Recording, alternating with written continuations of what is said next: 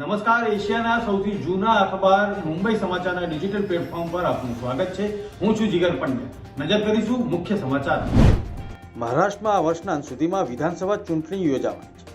શિવસેના ઉદ્ધવ જૂથના વડા ઉદ્ધવ ઠાકરેએ મોટી જાહેરાત કરતા કહ્યું કે જો અમારો પક્ષ મહારાષ્ટ્ર વિધાનસભા ચૂંટણી બાદ સત્તામાં આવશે તો અમારી સરકાર મુંબઈમાં ધારાવી રીડેવલપમેન્ટ માટે અદાણીનો પ્રોજેક્ટ રદ કરશે.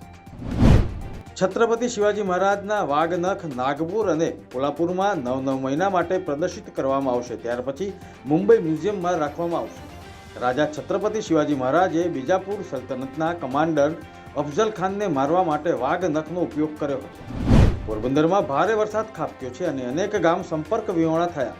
કેન્દ્રીય મંત્રી મનસુખ માંડવિયાએ તંત્રની કામગીરીની સમીક્ષા બેઠક યોજી હતી અને માહિતી મેળવી હતી. ગુજરાતમાં હાલ 3 સિસ્ટમ સક્રિય થઈ છે, જેને કારણે રાજ્યમાં ભારેથી અતિભારે વરસાદ વરસી રહ્યો છે. હવામાન વિભાગ દ્વારા આગામી 4 દિવસ ગાજવીજ સાથે વરસાદની શક્યતા દર્શાવવામાં આવી છે. દક્ષિણ ગુજરાત અને સૌરાષ્ટ્ર ઝોનમાં આગામી 2 દિવસ દરમિયાન ભારેથી અતિભારે વરસાદની આગાહી કરવામાં આવી છે. ચોમાસા દરમિયાન શાકભાજીના ભાવ આસમાને પહોંચ્યા છે. જીવન જરૂરિયાતની ચીજ વસ્તુઓના ભાવમાં વધારો થતાં ગૃહિણીઓનું બજેટ ખોરવાયું છે. ટામેટા અને લીલોતરી શાકભાજીની આવક ઓછી થવાને કારણે છેલ્લા ઘણા દિવસથી ભાવ આસમાને પહોંચ્યા છે.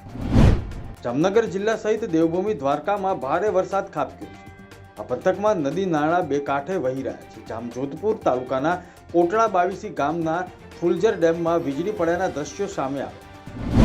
ગીર સોમનાથ સહિત જૂનાગઢ પંથકમાં ભારે વરસાદને પગલે હિરણ 2 ડેમના 2 દરવાજા ખોલવામાં આવ્યા છે.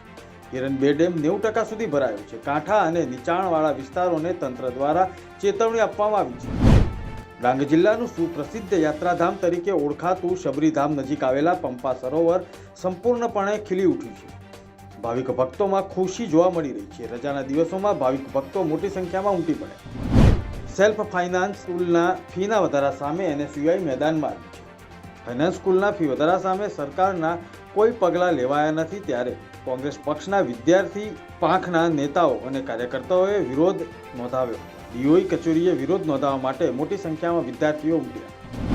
રાજ્ય કક્ષાના અન્ન અને રાજ્ય પુરવઠા પ્રધાન ભીખુસિંહ પરમાર હિંમતનગર સિવિલની મુલાકાતે પહોંચ્યા હતા અને શંકાસ્પદ ચાંદીપુરા વાયરસના 12 દર્દીઓની મુલાકાત લીધી.